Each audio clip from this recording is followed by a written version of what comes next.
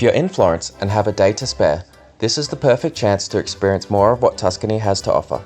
We joined a day tour with Ciao Florence that took us from the medieval walls of Monteriggioni to the historic streets of Siena, then through the picturesque Chianti Hills for a wine tasting, and finally ending in the charming town of San Gimignano. It's an ideal way to see some of the region's most iconic sites and get a taste of the Tuscan countryside, literally. Let's break down the highlights and show you why this trip is a must for anyone looking to explore beyond Florence. We began our day at Piazza del Campo, where Ciao Florence tours depart. It's an easy walk from Florence's city centre, making it a convenient starting point. The first destination was Monteriggioni, a small medieval town enclosed by well-preserved stone walls and 14 towers. Built in the 13th century, this tiny village is like a snapshot of Tuscan history. You can walk along the cobbled streets, explore the quaint shops, or even climb parts of the wall for panoramic views of the Tuscan countryside. It's a short stop, but a great introduction to Tuscany's charm and history before moving on to the day's next highlight. After leaving Monteriggioni, we made our way to Siena, a city bursting with medieval history and character.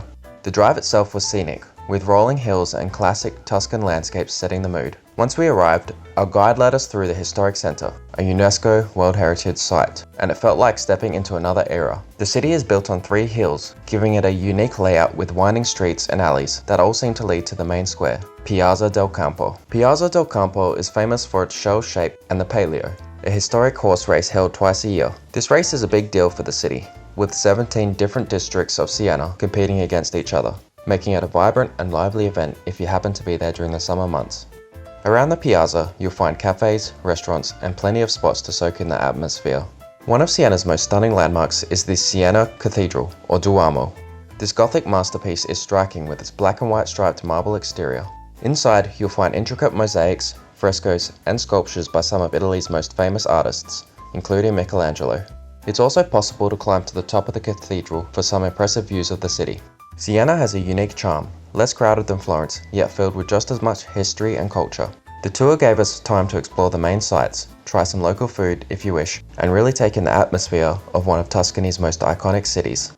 From Siena, we journeyed into the picturesque Chianti Hills, a region famous for its rolling vineyards, olive groves, and some of the best wine in Italy.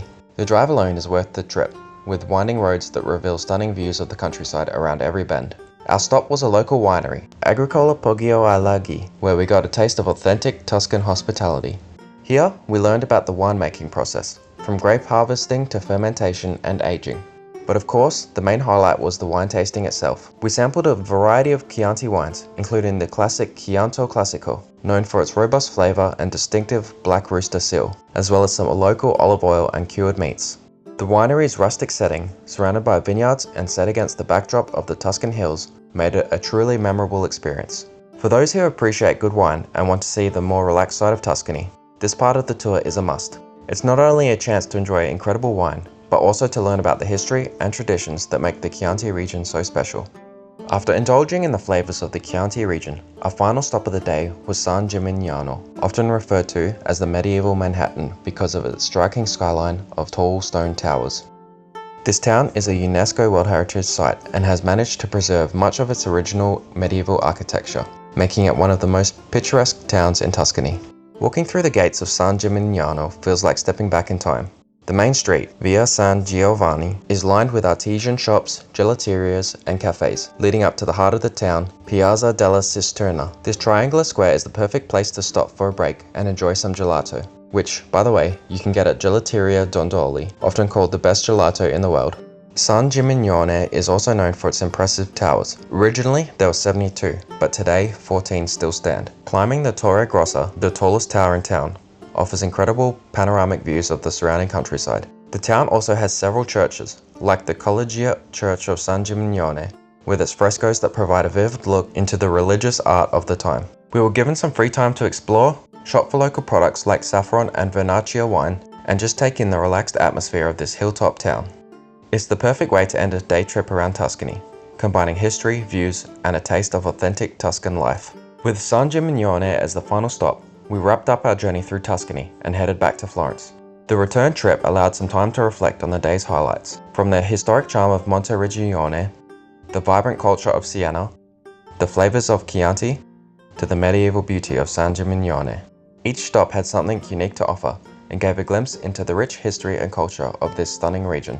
The tour by Ciao Florence really makes it easy to see a variety of places in one day without feeling rushed.